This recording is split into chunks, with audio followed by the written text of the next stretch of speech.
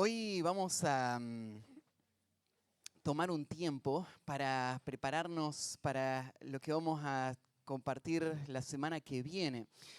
Acabamos de terminar nuestro mes misionero y pasamos todo un mes hablando sobre este tema. Y ahora, antes de empezar nuestra nueva serie, donde vamos a estar durante todo el año, vamos a pasar 2 semanas hablando en cuanto a la iglesia. Hoy va a ser un tiempo de preparación y la semana que viene un tiempo de celebración de lo que el Señor hizo en la vida de nuestra iglesia. Y ¿cómo debemos ver la iglesia? En la escuela dominical estamos estudiando este tema y cuando arrancamos en la primera clase les contaba de que hoy hay muchas versiones de lo que la iglesia debería ser, muchas distorsiones, ¿no? Y lo que necesitamos es corregir lo que nosotros mismos pensamos de la iglesia y pensar correctamente. Cuando abrimos las páginas de la Biblia leemos que la iglesia local, es la columna y el baluarte de la verdad, que es la casa de Dios. Leemos que es el proyecto de Cristo, que Él está edificando su iglesia, que las puertas del Hades no prevalecerán contra ella. Leemos todos los cuadros bíblicos que nos hablan de lo que la iglesia debe ser. Cuando miramos todo eso, es difícil aceptarlo. Es difícil creerlo y vivir de esa manera, ¿no? Hemos tenido charlas con ustedes, con muchos de ustedes, y hemos hablado de estos pasajes y en algunos momentos los escucho hablar y decir, sé que esto es lo que dicen los textos, pero me cuesta vivirlo, me cuesta creerlo. Nunca vi algo así, nunca vi una iglesia que viva todas estas cualidades que se están describiendo acá y la realidad es muy distinta a la teoría. Y la verdad es que los entiendo. Y claro, cuando miramos nuestra iglesia y miramos a nuestro alrededor, mirás para los costados y te das cuenta que la Biblia también te dice que no somos muchos sabios, muchos nobles, muchos poderosos. Somos pecadores, somos débiles. Te mirás al espejo y te das cuenta de eso, ¿no? Y a veces mirando la realidad que te rodea, sos tentado a poner en duda lo que Dios dice de tu identidad, de quién dice Dios que sos. Y por eso es que se escribió el libro de Primera de Pedro, que es donde vamos a estar esta mañana. Hemos estudiado ya este libro juntos en nuestro devocional. He compartido ya en el culto el pasaje que vamos a estudiar esta mañana. Pero creo necesario volver a insistir en lo que Pedro hizo a través de esta carta, que fue convencer a los creyentes de que ellos son lo que Dios dice que son. Y en un mundo que les hostiga, en un mundo que les menosprecia, en un mundo que les maltrata, que no tiene grandes ideas en cuanto a lo que la iglesia es, más bien los desprecia y los combate, en medio de toda esa situación difícil, la iglesia tenía que verse a sí misma correctamente. Y es muy importante que vos creas lo que la palabra de Dios dice de vos. Porque solo de esa manera vas a poder vivir a la luz de esa verdad. Vas a vivir de acuerdo a tu identidad y a tu alto llamado. Para eso se escribió Primera de Pedro. Se escribió para personas como nosotros, personas comunes, personas que sufren, personas que dudan, personas que luchan. Y este libro se escribió para convencerlos. Y cuando arranca el libro, ahí en el capítulo 1, Pedro toma la primera sección para describir la gran salvación que hemos recibido. Y Pedro usa los cuadros más preciosos para hacernos pensar en el poder que nos rescató y en las garantías de nuestra salvación y todas las bendiciones que tenemos en Cristo. Y el primer capítulo arranca de esa manera. Después, Pedro hace un quiebre en el versículo 13 y nos va a decir, si es que hemos sido salvados de esta manera, ahora tenemos que vivir a la altura de lo que somos. Tenemos que vivir de acuerdo a este gran llamado, de acuerdo a la salvación que recibimos. Y ese es el próximo tema, hasta que llega el capítulo 2, versículo 4, y Pedro va a empezar a hablar no solamente que tenemos que vivir de acuerdo a la salvación que recibimos, sino que tenemos que vivir de acuerdo a nuestra nueva identidad como parte del pueblo de Dios. Ya no podemos vivir vidas aisladas, individuales, y pensando solamente en nuestros intereses, viviendo de acuerdo a nuestros propios criterios, gobernados por nuestras propias decisiones solamente y viviendo para nuestros proyectos. Ahora tenemos que vernos como parte de una nueva realidad. Somos parte de la iglesia. Tenemos que abrazarlo. Tenemos que ver que ser parte de la iglesia no es algo más de tu vida. Ser parte de la iglesia es lo que define tu identidad. O sea, tu identidad no está definida por el lugar donde naciste, por tu grupo étnico, no está definida por tu nivel social, por lo que vos estudiaste y el título que tengas o la posición que ocupes. Nada de eso tenés que pensar que define tu identidad. Todas esas son cosas temporales. Tu identidad está ligada a quién sos en Cristo. Tu identidad está ligada a quién sos como parte del pueblo de Dios. Y la Biblia te insta, te llama una y otra vez a verte como integrado a esta realidad. Si vos mirás todas las descripciones bíblicas que hablan del creyente, todas las descripciones no se podrían entender de forma aislada. Por ejemplo, la Biblia habla de que los creyentes son un rebaño. O sea, no son una oveja. Los creyentes son un rebaño, el rebaño de Cristo, y Él es el pastor. Los creyentes son un edificio. No son solamente un ladrillo, son un conjunto de ladrillos que están ubicados para formar este templo. Los creyentes son un cuerpo, no son un miembro aislado, son un cuerpo. Y vos una parte de ese cuerpo. Tu identidad personal es inseparable de tu iglesia local. Tu identidad personal está relacionada a ese grupo de hermanos con los que vos vas a vivir la realidad de pertenecer al pueblo de Dios. Y por eso el tema que se trata en los versículos 9 y 10 de 1 Pedro 2 tienen que ver con esta identidad y lo que significa pertenecer a la iglesia.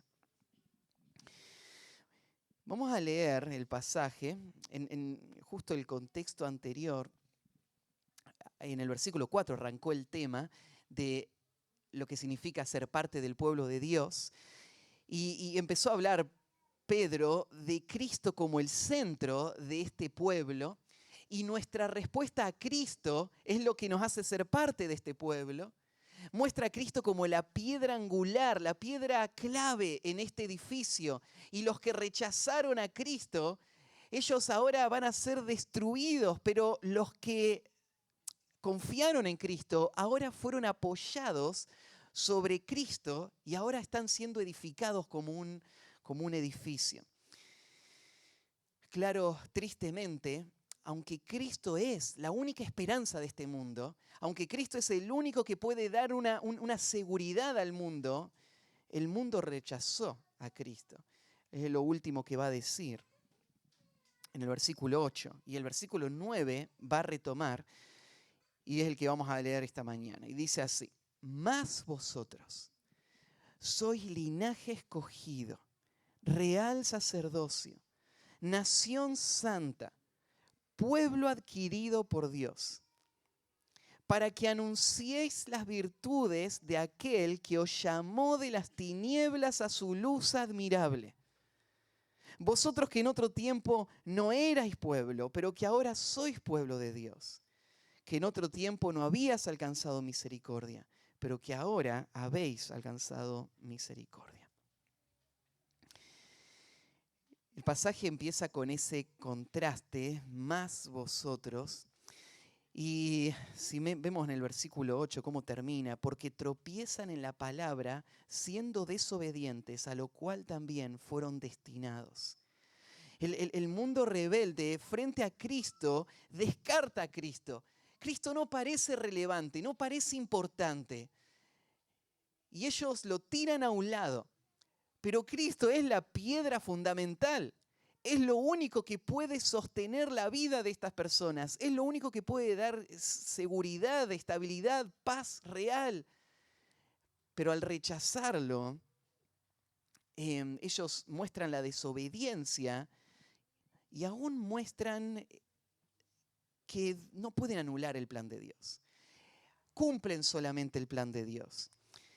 Ahora nosotros, es de donde va a tomar ahora.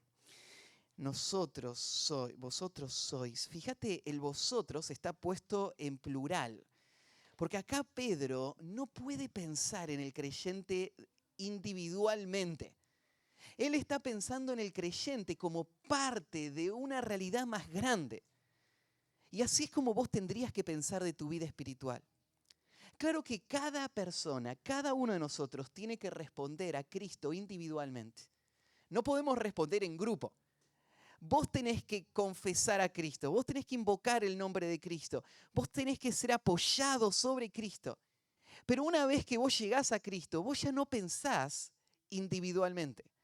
Ahora pensamos en forma colectiva, es nosotros. Y es por eso es que Pablo va a usar esta expresión en plural, vosotros sois. Él no dice vos sos, vosotros sois como grupo. Y vamos a ver entonces cómo Pedro describe esta pertenencia a la iglesia. 3 conceptos vamos a ver. En primer lugar, pertenecer a la iglesia es disfrutar de los más grandes beneficios en el mundo. ¿Qué significa pertenecer a la iglesia? Bueno, es disfrutar de los más grandes beneficios en el mundo. Pablo va a darnos 4 imágenes para que pensemos en el gran privilegio que es ser parte del pueblo de Dios. No sé si vos pensás en esto muchas veces. Hoy Pedro nos va a hacer admirar de cuánto Dios ha hecho por nosotros.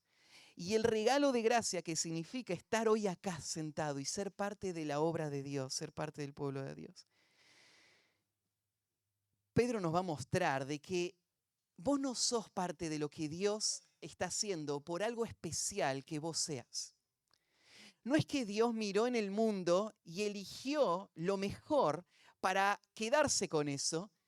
Y entonces vos estás acá porque Dios creyó que vos eras de alguna manera especial entre todos los demás. No, Pedro nos va a dejar ver que todo esto es la muestra de la gracia de Dios. Y si vos tenés algo especial, es porque Dios, lo dice ahí en el capítulo 1, mira el versículo 2, mira el capítulo 1 de 1 Pedro 2, elegidos según la presencia de Dios Padre en santificación del Espíritu para obedecer y ser rociados con la sangre de Jesucristo, gracia y paz os sean multiplicadas. Es porque Dios quiso traerte y quiso hacerte parte de esta realidad. Pero estas descripciones están puestas acá para que vos te asombres de la gracia de Dios en lo que implica ser parte de su iglesia. Saben que la iglesia ha sido menospreciada de muchas maneras. El mundo es natural que la menosprecie. Pero lo llamativo es que los que creen ser parte del pueblo de Dios la menosprecian. Y distorsionen la imagen y piensen de forma individual. Así que Pedro va a corregir esto con estos 4 conceptos. Los 4 conceptos vienen del Antiguo Testamento. No hay nada nuevo. Pedro va a tomar las mismas expresiones que Dios usó para hablar del pueblo de Israel y las va a usar para hablar de la iglesia hoy. Pedro no está diciendo que la iglesia es el pueblo de Israel. Él tiene en claro la diferencia que hay, y eso lo podés ver en los versículos anteriores. Pero Pedro está mostrando que Dios es el mismo Dios.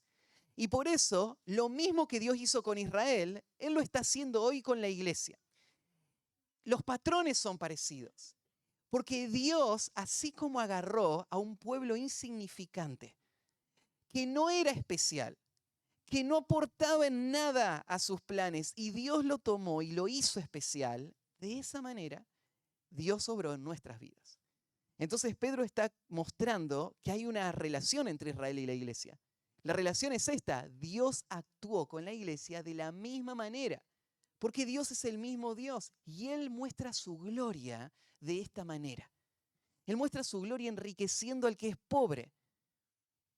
Él muestra su gloria consolando al afligido. Él muestra su gloria bendiciendo al que antes había sido su enemigo.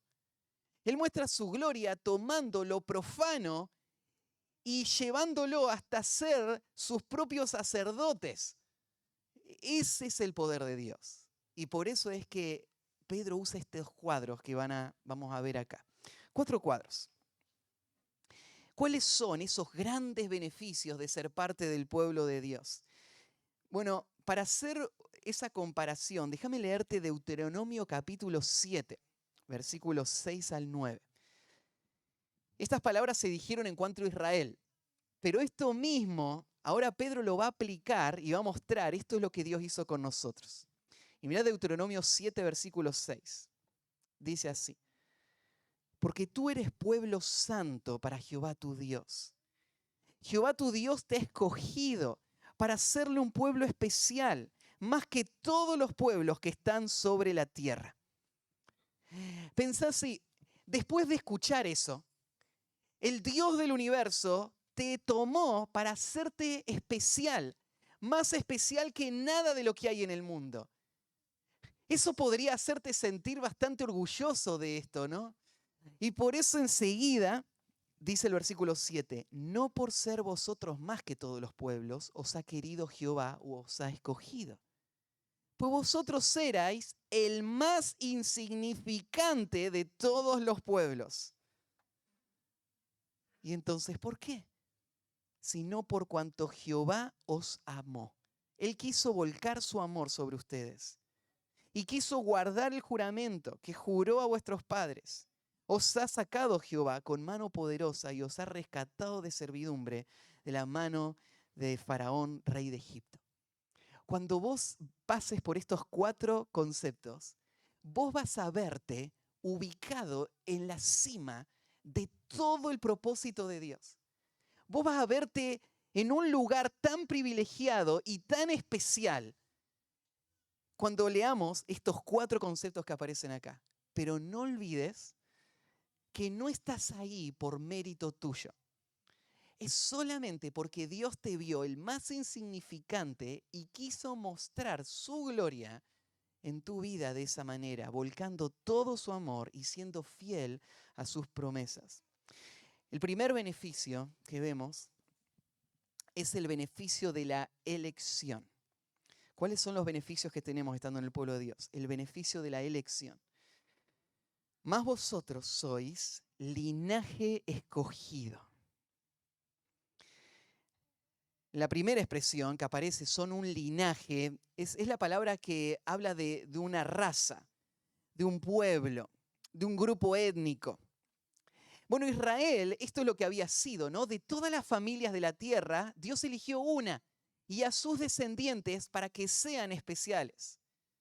Pedro está tomando este cuadro del Antiguo Testamento que aparece, por ejemplo, en Isaías 43:20, en Deuteronomio 10:15.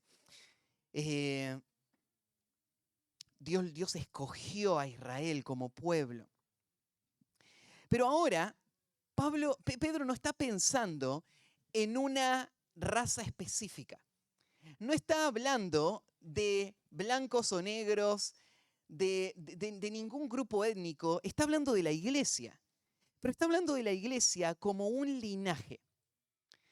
Cuando vos pensás en linaje, mira, no sé cuál es tu ascendencia y no sé si vos lo sabés, pero vos naciste como parte de un árbol genealógico, ¿no?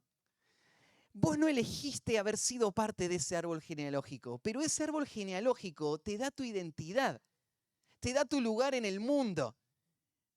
Así encajás vos en todo lo que es este mundo. Este mundo no es una mezcla de gente, hay líneas, hay linajes, ¿no? Y vos estás ubicado ahí dentro de ese linaje. Y Pedro está hablando de la iglesia de esta manera.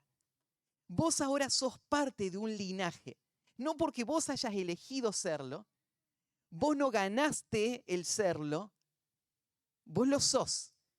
Ser parte de este linaje es parte de tu identidad, esto te da tu sentido de pertenencia. Así encajás vos en todo lo que hay en el mundo, vos sos parte de un linaje. Y este linaje fue un linaje escogido. Esta doctrina de la elección está reflejada en las páginas de la Escritura, en muchos pasajes. Acá está expresando Pablo que la iglesia es lo que Dios quiso que sea. La palabra elegir tiene que ver con seleccionar de entre todo esto. Y vos sos parte de algo que fue seleccionado para ocupar este lugar especial. Dios el que seleccionó. Y Pedro lo dejó en claro desde el capítulo 1, recién leímos, ¿no es cierto? Escogidos, elegidos según la presencia de Dios en santificación. ¿Cuál es la bendición? La bendición es esta: si vos sos parte de la iglesia, no es casualidad. No fueron coincidencias que te llevaron, ¿no es cierto? Y justo ese día apareció la persona. No fue tu intención. No fue que vos lo buscaste y por eso llegaste. Atrás de todos los eventos hay un Dios soberano. Y la explicación es: vos sos parte de un pueblo seleccionado, un linaje escogido. En segundo lugar, está el beneficio del servicio. Porque dice que vos sos, como parte del pueblo de Dios, real sacerdocio. Esto es tomado del libro de Éxodo, capítulo 19, versículo 6, donde se dice de Israel: vosotros me seréis un reino de sacerdotes y gente santa. Israel fue seleccionado para que sean un reino de sacerdotes. Y Pedro está tomando este cuadro y está diciendo: ustedes son, la iglesia es un reino de sacerdotes. La primera expresión, ustedes son un reino, te está haciendo pensar: vos sos parte de una familia real. Estás dentro de este grupo que son reyes. Esta expresión real no está hablando, no está haciendo referencia a verdadero, sino a realeza, ¿sí? Real sacerdocio. Esto aparece en muchos pasajes. El libro de Apocalipsis, por ejemplo, en el capítulo 1, versículo 5, dice: al que nos amó y nos lavó de nuestros pecados con su sangre. ¿Se acuerdan que este versículo estaba en la pared de nuestra iglesia, allá en Varela? Por mucho tiempo estuvo ahí. Y nos hizo reyes y sacerdotes para Dios su Padre. A Él sea gloria e imperio por los siglos de los siglos. Dios nos hizo reyes y sacerdotes. La palabra rey muestra la dignidad del pueblo de Dios. Son reyes. La palabra sacerdote muestra la función del pueblo de Dios. Somos un sacerdocio real. ¿Qué significa sacerdocio? Bueno, yo titulé su punto como los beneficios del servicio, porque ser un sacerdote implica una nueva tarea que vos tenés. Ser parte del pueblo de Dios significa haber sido convocado a servir en la iglesia para los propósitos de Dios. En el contexto, mirá, en el versículo 5, ahí mismo en el capítulo 2 de 1 Pedro 5, se usa este mismo concepto: vosotros también, como piedras vivas, sed edificados como casa espiritual y sacerdocio santo para ofrecer sacrificios espirituales aceptables a Dios por medio de Jesucristo. Ser un sacerdote era la identidad de una persona en el Antiguo Testamento. Toda su vida giraba alrededor de esto. Claro, él tenía una familia, él tenía una casa, él cumplía otras funciones fuera, pero para esto vivía. Su calendario estaba regido por su función sacerdotal. Su tarea, todo estaba marcado por pautas que Dios había dado de cómo funcionar como sacerdote. Como sacerdote, por ejemplo, había cosas que él no podía hacer, que otros sí podían hacer. Por ejemplo, en el Antiguo Testamento, el vino no era señalado como algo pecaminoso, pero estaba absolutamente prohibido para los sacerdotes. Claro, si vos sos sacerdote, tu función trae nuevas reglas, limitaciones, tareas, responsabilidades. Y ahora la iglesia es un reino de sacerdotes. Hay muchas cosas que vos haces en tu vida cotidiana, pero tu identidad está unida a esta función. Vos vivís para llevar gloria a Dios. Vos vivís para representar a Dios delante del mundo. Ser un representante de Dios en donde estás. Vos vivís para interceder por el mundo delante de Dios. Vos vivís para ofrecer sacrificios, ofrendas a Dios con tus labios, con tus acciones. Sos un real sacerdocio. Tercer lugar, el beneficio de la separación. El tercer cuadro dice, ustedes son una nación santa. De nuevo, la palabra nación tiene que ver con un grupo étnico similar a la expresión anterior. Es otra palabra, pero tiene un sentido parecido. Son una nación y son una nación santa. La expresión santa tiene que ver con haber sido separadas de todas las demás. Entonces, el mundo ya no dicta la forma en la que hoy vos vas a vivir. El mundo va en una dirección, pero Dios te sacó de ese entorno y te puso en otra realidad. Una nación distinta a todas las demás naciones. Hoy, por ejemplo, el miedo más grande de una nación sería quedar aislada del mundo.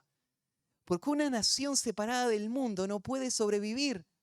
¿A quién le vamos a vender todo el grano que cosechamos, no es cierto? Si no tenemos relaciones con el mundo, ¿cómo vamos a comprar todo lo que necesitamos?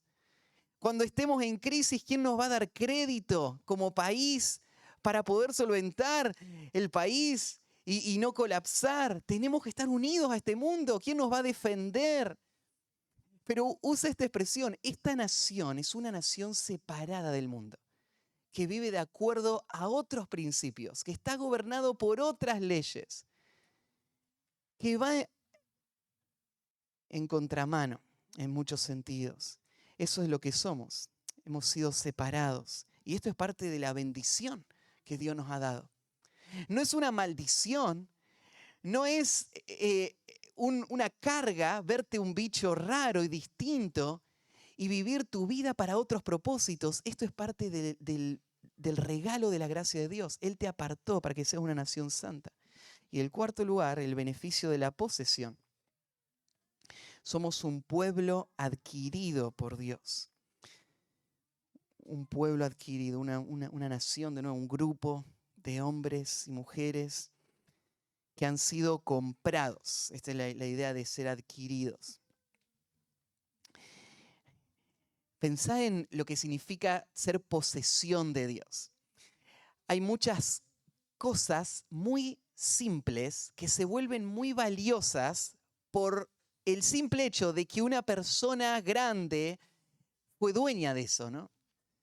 Imagínate cuánto vale la camiseta con la que Messi jugó en el último partido, ¿no es cierto? No solamente tiene un valor por lo que es, ahora tiene un valor por a quién perteneció esto, ¿no? Pedro está hablando de quién somos y nuestra posición y está diciendo nosotros somos posesión de Dios. Está hablando de nuestra pertenencia o de pertenecer a Dios también en el sentido de que Él es nuestro dueño, Él decide lo que hace con nosotros. Nosotros existimos para Él, para sus propósitos, Él dispone de nosotros. Somos una posesión adquirida por Él. Esto es ser parte de la iglesia. Ser parte de la iglesia no es una actividad que ocupa un pequeño momento en mi semana. Ser parte de la iglesia es mi identidad.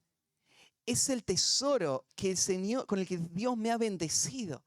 Habiendo antes estado fuera, ahora pertenezco a esto especial. Entre todos los que hay, Dios forma su iglesia de esta manera. Pero este tesoro viene acompañado de una responsabilidad. Y es lo que Pedro va a decir en la segunda parte. ¿Para qué anunciéis? Muestra que Dios planeó seleccionarte, apartarte, hacerte suyo, usarte para sus propósitos de una forma muy especial. Pero Él lo hizo no solamente para honrarte a vos. No hizo esto solamente para que vos disfrutes de estos beneficios. Lo hizo para que, ahora lo va a decir, para que Él cumpla un propósito en tu vida. El Antiguo Testamento muestra esto mismo en cuanto a Israel. Hay dos pasajes que te quiero leer. Ahí en Isaías 43:20 se usa esta expresión también para hablar de Israel y dice así, el 20 y 21. Isaías 43:20. Las fieras del campo me honrarán, los chacales y los pollos de avestruces, porque daré aguas en el desierto, ríos en la soledad, para que beba mi pueblo, mi escogido. De nuevo, Dios eligió a Israel y Dios va a bendecir grandemente a Israel. Dios va a hacer que toda la creación sirva para bendecir al pueblo de Dios, al que Él eligió. Israel va a estar satisfecho en Dios. Pero el pueblo no es el fin, no es el propósito último. El versículo 21 dice, este pueblo he creado para mí. Mis alabanzas publicará. ¿Por qué Dios hizo todo esto? Dios lo hizo para sus propósitos. Dios lo va a usar al pueblo de Israel para que ellos publiquen las alabanzas de Dios, para que ellos honren a Dios. En el capítulo 60, Isaías 60, versículo 21, también dice así, y tu pueblo, todos ellos serán justos, para siempre heredarán la tierra. Acá están las bendiciones. Dios va a hacer algo en la vida de esta nación y les va a bendecir eternamente. Renuevos de mi plantío, obras de mis manos. Y termina el versículo, para glorificarme. Ellos van a hacer esto, yo voy a hacer esto con ellos, para glorificarme. Pedro lo va a decir de esta manera. Sabiendo todo ese contexto, Pedro ahora le habla a la iglesia y le dice que Dios les hizo estas 4 cosas, linaje escogido, real sacerdocio, nación santa, pueblo adquirido por Dios, para que anunciéis las virtudes de aquel que os llamó de las tinieblas a su luz admirable. Para esto Dios te rescató. Para esto Dios te apartó. Para esto Dios te seleccionó. Para esto Dios te convocó a sus filas. Para que vos seas su vocero. Para que vos seas su testimonio a este mundo de quién Él es. De esto se trata la vida cristiana. Se trata de las grandes bendiciones que Dios ha hecho y ahora nuestro testimonio al mundo para gloria de Dios. Esta expresión que anuncien las virtudes, Pedro tiene muchas cosas en mente acá, porque anunciar las virtudes de Dios tiene que ver con lo que decimos. Nosotros fuimos salvados para que hablemos de Dios, para que exaltemos a Dios, honremos a Dios. Que nuestra vida esté enfocada en Él, nuestros labios estén constantemente llenos de palabras de gratitud, que nuestras palabras frente al mundo enfoquen al mundo en Dios, en quién Él es, en su grandeza, pero no solamente palabras. Pedro tiene en mente la vida de la iglesia. Es lo que Jesús enseñó en el Sermón del Monte. Ustedes son la luz del mundo. Así alumbre vuestra luz delante de los hombres, para que vean vuestras buenas obras y glorifiquen a vuestro Padre que está en los cielos. ¿Por qué es importante que la iglesia viva de acuerdo a la ley de Dios? ¿Por qué es importante que nuestras familias reflejen el poder de Dios y que honremos a Dios en cada cosa? Nuestro trabajo, cada cosa, porque vivimos para esto. Vivimos para que el nombre de Dios sea exaltado, ¿no? Para esto fuimos rescatados, para que anunciemos las virtudes. ¿Y cómo va a ser conocido Dios en el mundo? ¿Cómo va a ser anunciado Dios a este mundo? Ahí en Efesios capítulo 3, acabamos de terminar de estudiar en el devocional esa última sección del capítulo donde Pablo ora por la iglesia y va elevando esa oración hasta el punto máximo, ¿no es cierto? Que ellos sean llenos de toda la plenitud de la deidad. Esto es lo que Pablo quiere que Dios haga en la vida de la iglesia, ahí en Éfeso y en todas las iglesias. Y después cierra con estas palabras de alabanza al Señor. Y aquel que es poderoso para hacer todas las cosas mucho más abundantemente de lo que pedimos o entendemos, a Él sea la gloria en la iglesia, en Cristo Jesús, por todas las edades, por los siglos de los siglos. Amén. Fíjate ahí, Pablo reconoce que la gloria de Dios va a ser exaltada en este mundo por la iglesia.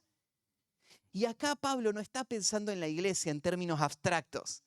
Él está pensando en la iglesia en términos concretos. Él está pensando en la iglesia de Éfeso. Dios va a ser glorificado en la iglesia local, que es la expresión visible de la iglesia universal. Entonces, volviendo ahí a Pedro, Pedro está diciendo, esto es lo que son, y para esto lo son. Lo son para que anuncien las virtudes de aquel que os llamó. Ahí cuando habla de las virtudes del Señor, tiene que ver con el valor del Señor, las cualidades del Señor. Van a ser exaltadas por la iglesia a medida que el mundo ve en la iglesia a Dios obrar. Y la iglesia le honra a Él, las virtudes del que nos llamó. Ahí usa otra expresión, Pedro, para hablar de la salvación, usa la expresión el que nos llamó.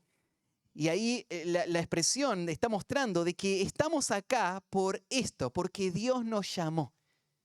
Y al que nos llamó, a Él vamos a alabar.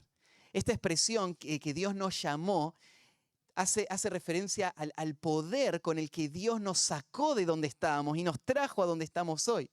Acá no está hablando solamente de un Dios que hizo una invitación, está hablando del llamado de Dios que nos trajo a donde hoy estamos. Y ese llamado es al que nos llamó, es a quien vamos a exaltar. Así que pertenecer a la iglesia es disfrutar de los más grandes beneficios en el mundo.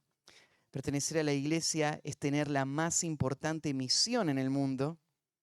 En tercer lugar, pertenecer a la iglesia es haber salido de la más profunda miseria en el mundo. Es haber salido de la más profunda miseria en el mundo. El último concepto, ahí al final del versículo 9, voy a anunciar las virtudes de aquel que os llamó, pero ahora uso una expresión, Pedro, para que entiendas el valor de ese llamado, para que entiendas la importancia de ese llamado. Nos llamó de las tinieblas, y la idea es fuera de esa realidad, ese es el lugar donde nosotros estábamos, a su luz admirable.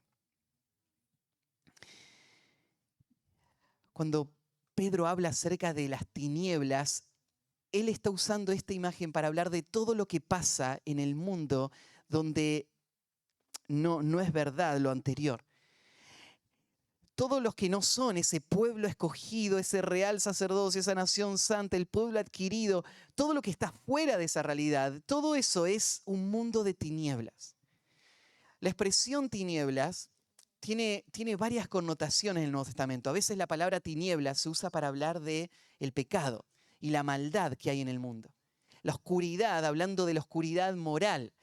Por ejemplo, ahí en Primera de Juan, cuando se habla de Dios como luz y el que está en luz, el que tiene comunión con Dios no anda en tinieblas. Ahí está hablando, ¿no es cierto?, de la vida de pecado en la que este mundo está. Esa es la realidad de este mundo, un mundo de tinieblas, un mundo controlado por el pecado. El reino de Satanás se le relaciona así, es el reino de las tinieblas. La palabra tinieblas también a veces se usa para hablar de la confusión, de la ignorancia. Ahí en Primera de Juan,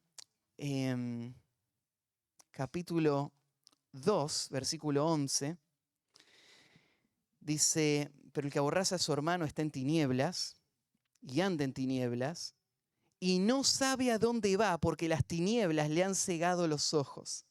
Acá Juan está hablando, ¿no es cierto?, de que en la iglesia vos podés notar quiénes son parte de la iglesia verdadera porque ellos aman a sus hermanos. Los que no aman a sus hermanos siguen todavía en tinieblas. Y acá explica qué es las tinieblas. Las tinieblas es vivir una vida donde vos te estás chocando con todo sin saber qué te golpeó. No sabés a dónde vas. Es una vida de total ignorancia, controlada solamente por los deseos, yendo hacia tu propia destrucción. Esa es la vida de tinieblas. De ese contexto es de donde fuimos rescatados. Eso es lo que controla al mundo sin Cristo. Esa es la realidad para los que aún no han llegado a disfrutar de las bendiciones del pueblo de Dios. Siguen estando en tinieblas. Y por eso la única esperanza de estas personas es ese llamado por el que Dios les llama a salir de ese mundo de las tinieblas y venir a su iglesia, a vivir en la luz, vivir en la santidad, en la obediencia, a la luz de su verdad. Y esa es la otra expresión, ¿no? De las tinieblas a su luz admirable. Ahí no solamente usa la palabra luz, sino que agrega este adjetivo, ¿no? La luz admirable. La luz gloriosa, la luz que merece que todos nos maravillemos de lo que significa estar en esa luz. De esta luz se habla en varios pasajes, por ejemplo en Hechos capítulo 26, cuando Pablo está narrando la misión a la que él fue enviado por el Señor como misionero. Él lo narra así. ¿Qué es la obra de un misionero? Él lo narra de esta manera: para que abra sus ojos, para que se conviertan de las tinieblas a la luz y de la potestad de Satanás a Dios, para que reciban por la fe que es en mí perdón de pecados y herencia entre los santificados. Esa es la tarea de la iglesia. La iglesia va a un mundo de oscuridad para ser el instrumento por el que Dios va a liberar, por el que Dios va a trasladar de un reino a otro reino, por el medio por el cual Dios va a enriquecer y va a dar esa herencia incalculable a estas personas que antes no tenían nada. Y la iglesia es el instrumento de Dios. La luz, ¿no es cierto?, a la que son traídos. Así que estos son los tres conceptos. Y el versículo 10 está puesto ahí para que vos te asombres de quiénes son los que están en esta nueva posición. Los que ahora disfrutan de ser parte del pueblo de Dios y que tienen esta función para Dios y que fueron trasladados, ¿quiénes son? Así que te agrega todo este versículo para que vos una vez más te admires de que vos estés acá, ¿sí? Y dice el versículo 10, vosotros que en otro tiempo no erais pueblo. Vos no arrancaste de esta manera. No importa la familia en la que hayas nacido o tu entorno, Pedro te hace recordar cómo era esa vida antes, sin disfrutar de nada de todo esto. Pero ahora sois. En otro tiempo no habías alcanzado misericordia, pero ahora habéis alcanzado misericordia. Estoy usando ahí este cuadro de la misericordia que Dios tuvo. Esta es la única explicación. La única explicación por la que vos ya no estás allá y estás acá es que Dios tuvo misericordia. ¿Te das cuenta de lo expuesta que estaba tu alma al tormento eterno? ¿Te das cuenta que vos hubieses merecido ese castigo? Y que no habría nada que hubieses podido hacer a no ser que Dios pensó en vos y fue movido a misericordia por su propio carácter. Y esa misericordia fue la que llevó a Dios a traerte y sacarte de donde estabas y ponerte en donde estás hoy. Así que hoy estás acá. Hoy sos parte del pueblo de Dios. Y a partir de ahora, lo que Pedro va a seguir haciendo en el versículo 11 en adelante es mostrar cómo vive alguien que es parte de ese pueblo. Decíamos al principio, tenemos que pensar correctamente de nosotros para poder vivir de acuerdo a esa nueva identidad. Como iglesia en esta época del año, lo que hacemos es celebrar la gracia de Dios en edificar una iglesia local y mostrar en la iglesia los testimonios de esa gracia y honrar al Señor y anunciar sus virtudes y gozarnos todos los que somos parte de la iglesia de que estemos acá y admirarnos de la gran misericordia que Dios tuvo de nosotros y disponernos una vez más a vivir de esa manera porque fuimos salvados para ese propósito. Pero hay algo más. Nos reunimos para anunciar las virtudes a un mundo en necesidad, a un mundo que sigue en oscuridad, a un mundo que tiene que ver la gloria de Dios en la faz de Jesucristo. Y es por eso que nosotros vamos a dar testimonio de Cristo y vamos a llamar a los que todavía no son parte de la iglesia a venir. Digo, entre nosotros esta mañana, el hecho de que estemos todos reunidos acá no hace que todos estemos disfrutando de esto que está diciendo Pedro acá. Hay algunos de ustedes que saben que no son parte y que les gusta estar cerca, que de alguna manera tal vez acompañan a otro que quiere estar acá. Y entonces vos participás de esto, pero vos mismo sabés, aún no soy parte del pueblo de Dios. Y la pregunta es esta, ¿qué te mantiene todavía ahí? ¿No has escuchado ya muchas veces el llamado de Dios? ¿No has escuchado muchas veces la predicación del Evangelio que te muestra tu condición y que te muestra en Cristo todas las bendiciones que hay? Y hoy la iglesia reunida, una vez más, es un testimonio para vos. Vení a Cristo.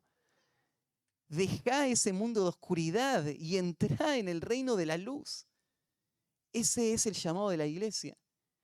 Y otros que tal vez hoy visitan o que han estado escuchando, pero que aún no han dado ese paso. Hoy es el día. ¿Y cómo sucede eso? Bueno, no tenés que esperar nada especial. No tenés que esperar sentir algo especial. No tenés que esperar un momento oportuno. Hoy es el día de salvación. Si escuchás hoy la voz de Dios, no endurezcas su corazón. ¿Y qué te dice Dios hoy? Huí. Huí de ese mundo de corrupción. Huí de ese reino que está condenado a la destrucción. Vos no tenés fuerzas para huir, pero Cristo es tu gran libertador. Él vino, murió por vos. Él pagó el precio por tu pecado y hoy te llama y te dice, sé libre, confía. Yo te puedo dar libertad del pecado. Yo te puedo salvar eternamente. Invocá mi nombre y todo aquel que invoque el nombre del Señor será salvo. Vení a Cristo. No hay nada difícil en esto. Pablo lo dice en Romanos capítulo 10. No digas quién subirá al cielo o quién descenderá al abismo, porque cerca de ti está la palabra, en tu boca. Todo el que confesare que Jesús es el Señor va a ser salvo. Con el corazón se cree para justicia, con la boca se confiesa para salvación. Y hoy, si vos confesás a Cristo, vas a ser parte del pueblo de Dios. y vas a unirte a esta nación, a este pueblo que va a disfrutar de las bendiciones de Dios por toda la eternidad. Y nosotros lo celebramos.